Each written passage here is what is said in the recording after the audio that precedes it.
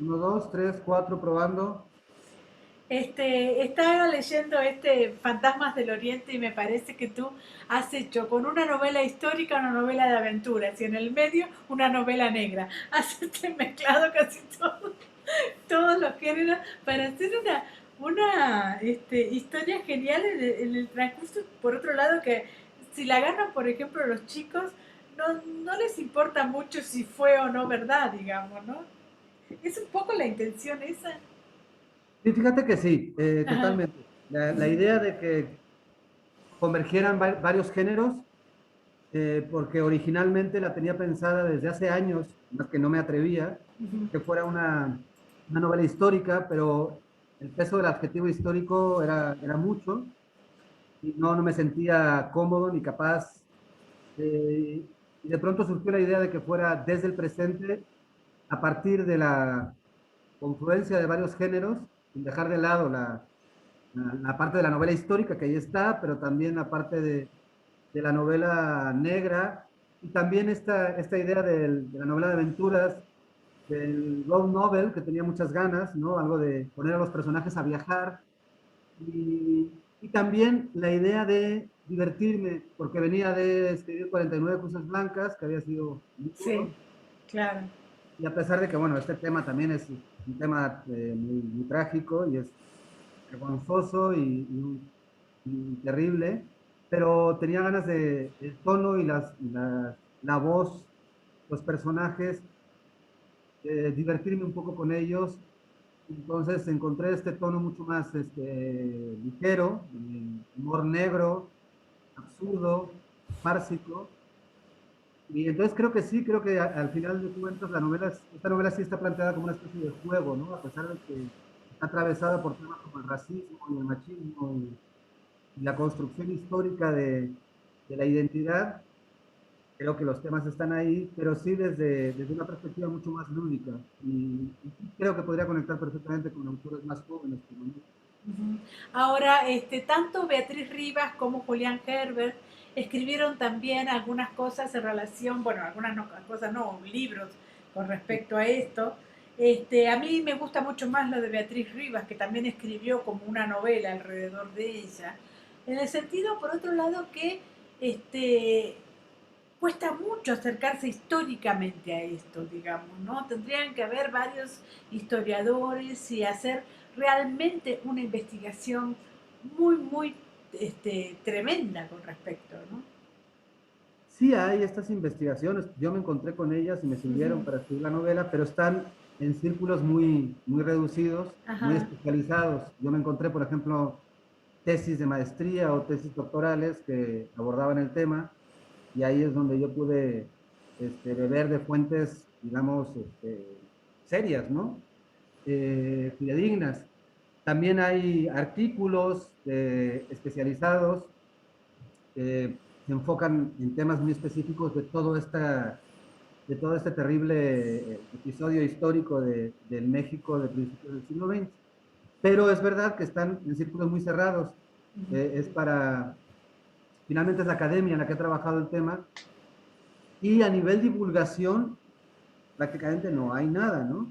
Entonces, bueno, Julián Herber entra con la crónica, Beatriz Rivas entra con la novela, yo entro con la novela, y me parece muy sano que la literatura de pronto también coquetee con temas históricos desde la perspectiva propia de la ficción, ¿no? Me parece que la ficción es muy poderosa para poner estos temas sobre la mesa. Y es cierto que haría falta un tema, una aproximación de divulgación histórica, no tanto especializada como sí hay, sino que llegara a la gente, a los mexicanos, sobre todo a los mexicanos, porque la construcción, ¿no? Del relato histórico que se habla ahora, ¿no? De la narrativa que constituye nuestra identidad, pues tiene un montón de omisiones, ¿no? Muchísimas, ¿no? De todo el siglo XX, el poder construye una identidad de lo mexicano, excluye a un montón de grupos que fueron, han sido y son fundamentales para la construcción de identidad. Entonces, a nivel de divulgación sí no hay. Y es terrible porque una de las cosas que yo me di cuenta cuando escribía esta novela y hablaba con la gente del tema es que tenemos una concepción de nosotros mismos muy victimista, ¿no? Nosotros somos Los Ujú. mexicanos somos víctimas del racismo.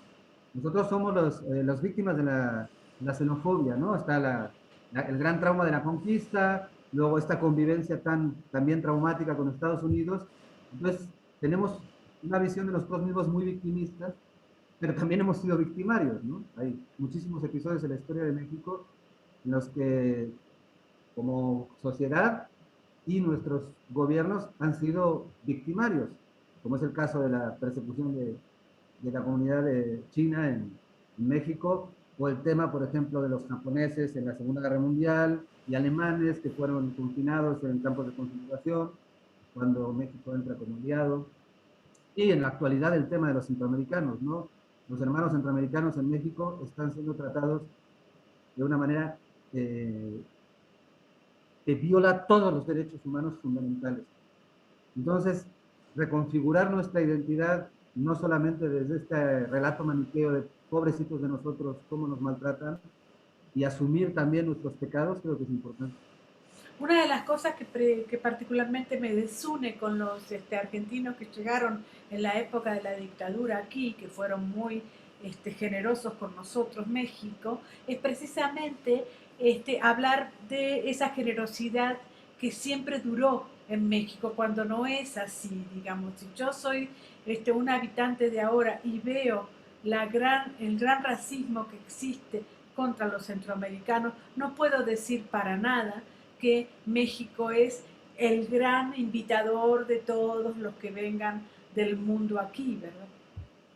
Sí, exactamente, sin dejar de reconocer esto, porque sí hay, como mencionas tú, los argentinos, los chilenos, en su momento los españoles que huyen del franquismo, esta parte existe. Es verdad que México ha sido un país selectivamente generoso. El tema es este, que ha sido selectivamente generoso. Y esta selección en parte ha tenido que ver con el propio racismo que nos constituye como sociedad. Casualmente recibimos con los brazos abiertos a los argentinos, a los chilenos, a los españoles, a los europeos. Ahí sí no hay ningún problema, pero ya cuando se trata de otro tipo de comunidades, de nacionalidades, nuestra generosidad empieza a flaquear, ¿no? El caso, como mencionas, el caso de los centroamericanos, pero incluso a nivel interior, el trato que se les ha dado a los pueblos originarios en México Claro. es un trato donde, repito, se ha violado sistemáticamente todos los derechos humanos. Tuvo que haber un movimiento, un levantamiento armado en Chiapas en el 94, que parece ya muy lejano, pero no es tan lejano, es muy reciente, para que la sociedad mexicana reconociera que existían otros pueblos en el territorio nacional que habían sido totalmente abandonados y olvidados, ¿no? Tuvo que haber un levantamiento armado para que tuviéramos este proceso de reconocimiento, ¿no? Creo que fue uno de los grandes triunfos del zapatismo en el 94, hey, no somos invisibles, aquí estamos, somos parte de esta sociedad y estamos totalmente olvidados, ¿no? Entonces, está toda esta comunidad también obviada, silenciada y excluida del discurso identitario mexicano, que es los afromexicanos o los afrodescendientes, ¿no? Las comunidades de origen africano que se asentaron en diferentes partes de México, especialmente Guerrero, Veracruz, que es donde las hay, y que apenas hubo un reconocimiento más formal que de fondo en el último censo, ¿no? Cuando se les permitió identificarse como tales, ¿no? En ese momento ni siquiera eso, o sea, simplemente no existían. Sí, por otro lado también el rescate de las culturas indígenas hoy también es más simbólico que práctico, me parece, ¿no? También. No, Sí, le falta sí, totalmente. muchísimo. Sí. Totalmente. Sí, tenemos pueblos originarios de museo, ¿no? Ujú. En este discurso además bastante neurótico porque por un lado, ¿no? Tenemos grandes museos dedicados a la cultura prehispánica.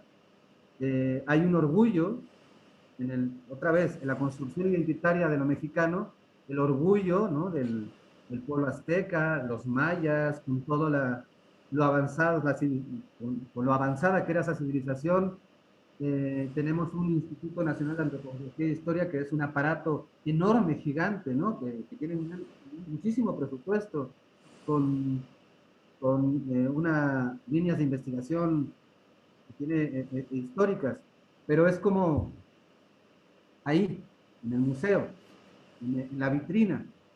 Cuando ya se tratan de las comunidades originarias de carne y hueso, en ese momento desaparece este orgullo y surge toda esta mentalidad colonial en la que, bueno, los vemos todavía, tantos años después, tantos siglos después, los seguimos viendo como indios, ¿no? Con enorme desprecio.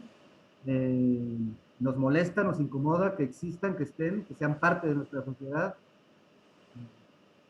Y recientemente ha habido manifestaciones muy claras, ¿no? Con todo este tema de la película Roma y la actriz, ¿no? Alicia, la reacción que hubo en la sociedad mexicana, porque esta mujer de origen indígena eh, estaba triunfando en el cine y hasta era candidata a un Oscar y estaba invitada a los Oscars. La reacción fue bochornosa, ¿no? Muy vergonzosa, cómo reaccionó una parte de la sociedad mexicana cuando se enfrentó a este espejo que negamos constantemente en lo cotidiano y que ensalzamos en los museos, nada más. Sí.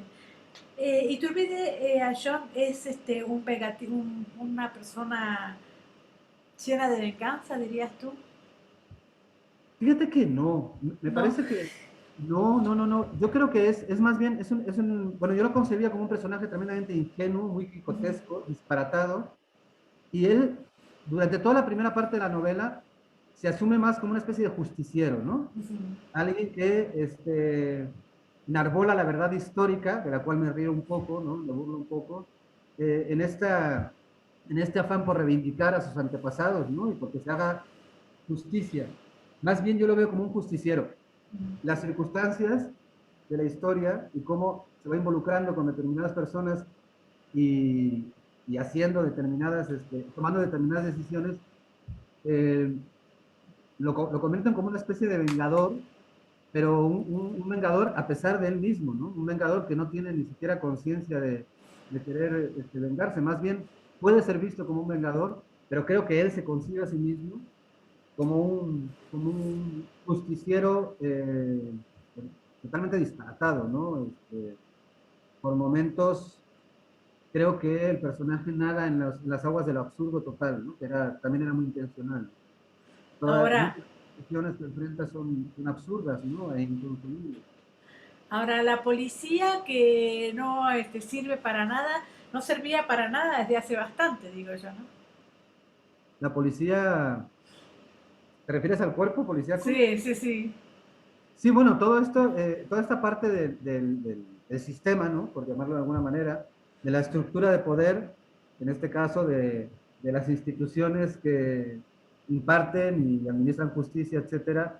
En esta novela, bueno, desde el humor también están retratadas eh, de manera muy cáustica, con la idea un poco de plantear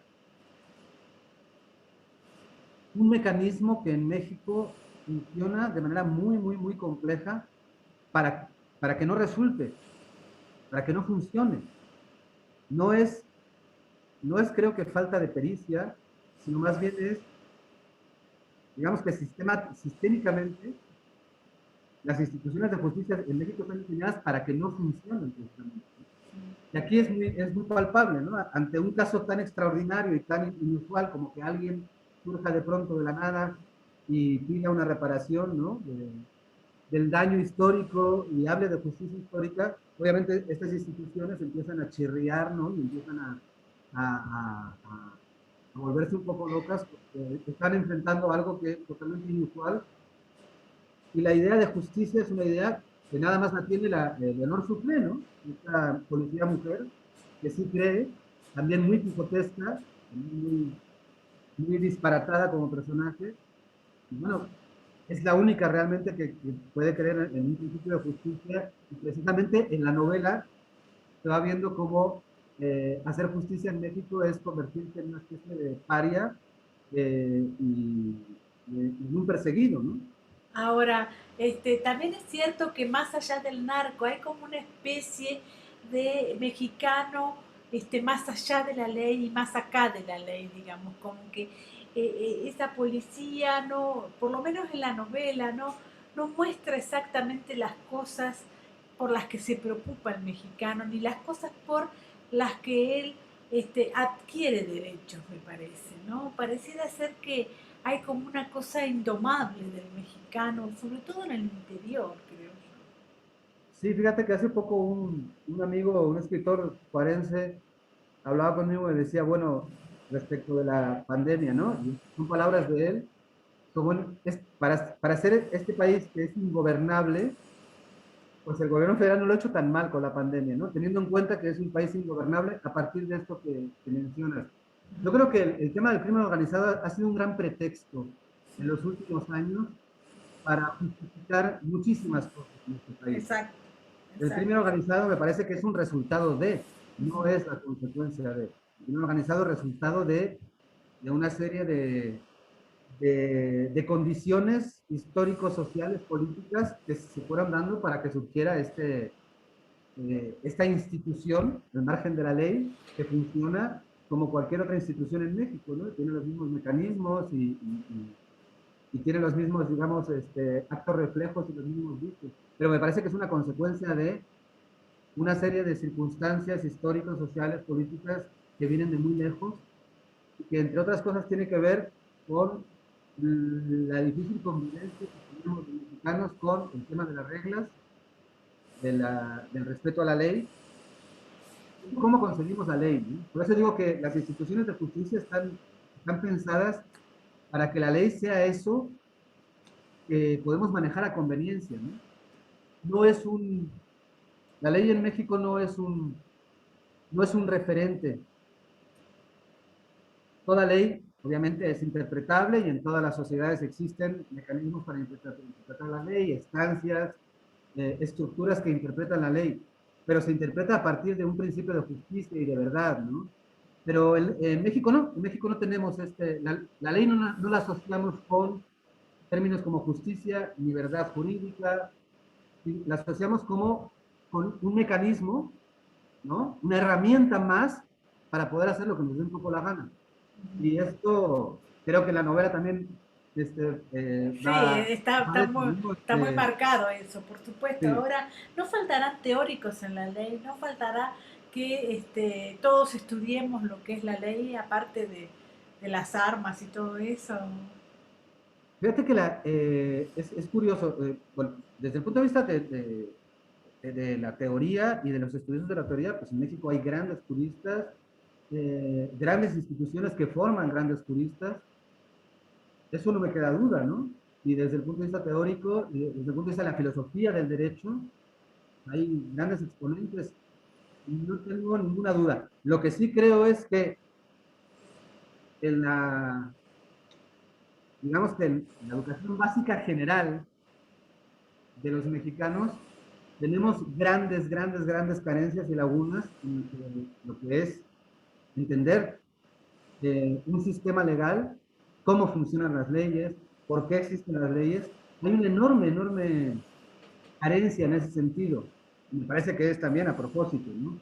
En general, el mexicano promedio no conocemos muy bien las leyes, no sabemos muy bien, no sé, por ejemplo, si estamos ante un delito, nos roban, no sabemos muy bien a qué policía debemos llamar, cuál es Claro. el procedimiento, qué derechos tenemos como víctimas. Siempre estamos en una especie de marasmo ahí, de laguna turbia, y cuando estamos enfrentados a situaciones de estas, le ha pasado a mucha gente, bueno, descubre este enorme laberinto, que además está pensado para que un ciudadano no pueda transitar por él, ¿no? Hay una figura terrible en México que es la del abogado coadyuvante, ¿no? Que es eso, es yo como víctima de un delito, no tengo garantías de que el Estado me represente y actúe en mi nombre, lo que necesito contratar a un abogado que le esté diciendo al Estado, oye, tienes que hacer esto, ¿no? Esta figura que existe en México, la del abogado coadyuvante, que es la que empuja ¿no? Los expedientes, los ministerios públicos, y ya cuando llegan ante el juez, es una aberración de la propia justicia, porque en principio el Estado, como tal, a través de sus fiscalías, etcétera, tendría que emprender la acción penal y, y tomar a la víctima como, digamos, como su cliente y defenderlo, ¿no? Y hacer justicia. Sin embargo, no, las instituciones están pensadas para no hacerlo, y estas figuras terribles, ¿no? De los abogados coadyuvantes, que luego además muchas veces se ponchaban con la justicia, y entonces, bueno, sí estamos desde la ignorancia, eh, es muy fácil que violen nuestros derechos, ¿no? En México, como ciudadanos, en gran parte por esta enorme ignorancia que tenemos, ¿no? Bueno, van las dos últimas. La primera que hace precisamente el título Fantasmas del Oriente, donde cuentas precisamente la historia de estos fantasmas, pero al mismo tiempo tiene como una cosa de futuro, ¿no? ¿Qué cosas ahora vemos y sabemos de estos fantasmas, ¿no? Porque siendo a Mexicali, a Tijuana, por supuesto a Sonora, hay todas estas cosas que han dejado los fantasmas, ¿no? Es decir, la comida ni hablar, digamos, ¿no? Que se come muy bien allá. ¿Cómo ves este legado de estos chinos absolutamente terminados y racializados por México? Sí, en efecto, los fantasmas ahí están. De hecho, cuando yo pensaba en esta novela y me informaba y me topé en Sonora y en Baja California, en Sinaloa, con muchos descendientes de chinos, por supuesto, y un Claro, montón, pero claro. muchísimos. Y es muy curioso que cuando yo hablaba con ellos y les mencionaba, normalmente era al revés, ¿no? Yo mencionaba que estaba interesado en el tema, que estaba escribiendo sobre este tema, y de manera casi, bueno, siempre muy tímida, muy velada, casi como una vergüenza, solían confesarme, fíjate que yo desciendo de chinos, ¿no? Mi abuelo era chino, mi abuela era china, ¿no? Pero Con lo vergüenza. decían con vergüenza y en voz baja. Siglo Ajá. XXI, ¿no? En este momento todavía, o sea, Ah, en pleno siglo XXI, eh, descendientes, terceras, cuartas generaciones de chinos en México se avergüenzan, o si no se avergüenzan, que podría ser un juicio muy apresurado, son conscientes todavía de que no pueden decirlo en voz alta, de claro. que, de que no pueden abiertamente mostrar un orgullo, ¿no? O contar una realidad. Yo desciendo de chino, ¿no? Mi abuelo era chino. ¿Cuál es el problema? Entonces, esto es muy fuerte. Y estos fantasmas están ahí, me refiero, son seres de carne y hueso, pero su vínculo con el pasado es un vínculo muy difícil, muy doloroso, porque sigue siendo un vínculo que los avergüenza, o bien los asusta, o bien de alguna manera entienden que tienen que callar y silenciar, ¿no? Entonces, está esto ahí. Y todo lo que dices del legado cultural, que es mucho, sobre todo en ciudades como Mexicali, en general en toda la frontera, en Ujú. Ciudad Juárez, el legado es enorme en muchos sentidos. Por ejemplo, yo me topé con una información muy interesante cuando investigaba el sistema de tiendas tipo Coppel, etcétera, ¿no? De ir abonando semanalmente una cantidad, ¿no? Del producto que compras. Este sistema lo trajeron los chinos Ah, a mira. México, ¿no? Por ejemplo, ahí está, ¿no? Es algo, es una forma de consumir que tenemos los mexicanos muy nuestra, ¿no? Sí, muy Todo el nuestra, sí. mundo debemos a Coppel, ¿no? Sí, es cierto. Y esto lo trajeron los chinos. Y de hecho, a los comerciantes mexicanos les daba muchísimo coraje, fueron los principales hostigadores, ¿no? Contra la comunidad china, los empresarios, comerciantes, negociantes mexicanos, porque la competencia era muy fuerte, porque entre otras cosas tenían este sistema de fiado, ¿no? Que claro, pues para mucha gente era maravilloso poder comprar un producto y pagarlo en 4, 5, 6 semanas, ¿no?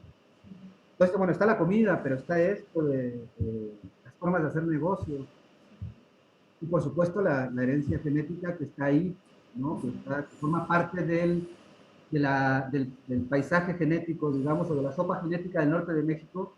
La herencia genética oriental china está ahí. Y o sea, son como fantasmas, en efecto, ¿no? Son espíritus que están ahí, que no vemos, cuyas presencias sentimos, pero no reconocemos y no dialogamos con ellos, ¿no? Y es terrible porque estamos hablando de una cultura enormemente rica como la China, que llega a México en en las últimas décadas del siglo XIX, llega masivamente, en la novela cuento por qué, y, y el legado podría haber sido extraordinario, ¿no? En esta idea de una cultura se enriquece a partir del encuentro de muchas culturas, ¿no? Y no de esta idea de pureza que es la que va a manejar el gobierno revolucionario mexicano, ¿no? La idea de pureza, de la raza de bronce, ¿no? Que tanto exalta Vasconcelos, etcétera, y que por ser tan excluyente nos priva de una riqueza brillosa, ¿no? Y que es como eso, que es fantasmal, ¿no? Está ahí, son espectros que están en nuestro pasado y nuestro presente y que no reconocemos. Preferimos no verlos, ¿no? De pronto los escuchamos, nos asustan, pero no queremos reconocerlos ni dialogar con ellos. Y bueno, la última es que estás en una edad muy buena para empezar a hacer novelas, digamos, ¿no? Es esta cosa que, bueno, todas las novelas que hiciste ahora se van a dar en unas novelas maravillosas. No, no, no lo quiero decir así, pero me parece que con esta novela abres también tu panorama literario, digamos, ¿no? Totalmente. Y me parece que además estás escribiendo mucho, ¿no? Entonces cuéntame un poquito cómo es esta situación Sí, literaria. fíjate que sí, sí tienes mucha razón, Mónica. Sí creo que, bueno, puedo decir que fui un alumno de lento aprendizaje y que me costó algunos años aprender a escribir un poco bien, pero me parece que, bueno, creo que estoy consiguiendo algunos objetivos, pero sobre todo esta parte que mencionas de abrirme a otras, de olvidarme del adjetivo que sí pesó en mis anteriores novelas, ¿no? Y pensar en la novela, que es un género que amo mucho, como lector y como autor, pensar en la novela sin adjetivos. Y esta creo que sí es bastante obvio que hay exploraciones a nivel tono, a nivel construcción de personajes, voces narrativas, pero también a nivel géneros hay exploración. En la novela con la que gané el Bellas Artes, que saldrá más adelante, Nómadas, creo que también, primero escribí esta novela, después Nómadas, nada más que esta novela estuvo detenida por el tema pandemia, estaba programado para que saliera desde principios del año pasado, pero bueno, empezó la pandemia y hubo que esperar, entonces parece que como que se está juntando todo, pero es que la pandemia tiene que ver con esto. Ajá. Y creo que en Nómadas también experimento también otros registros, otras voces, otros temas o aproximaciones, igual no otros temas porque las obsesiones ahí están, pero igual sí las aproximaciones a otros temas. Creo que también estoy en un momento en que mis lecturas se han ampliado mucho Ujú. y la forma en que leo también creo que no sé si mejor, pero sí se ha cambiado mi forma de leer y creo que eso también se está reflejando en mi forma de escribir. Entonces, bueno, sí, en este momento sí me siento así como con muchas ganas de escribir, desde esta idea de que estoy empezando de nuevo y estoy descubriendo otras posibilidades, no descubriéndolas, porque no las estoy descubriendo, experimentando otras posibilidades de la narrativa. Bueno, muchísima suerte, muchas gracias por la entrevista. Un abrazo enorme.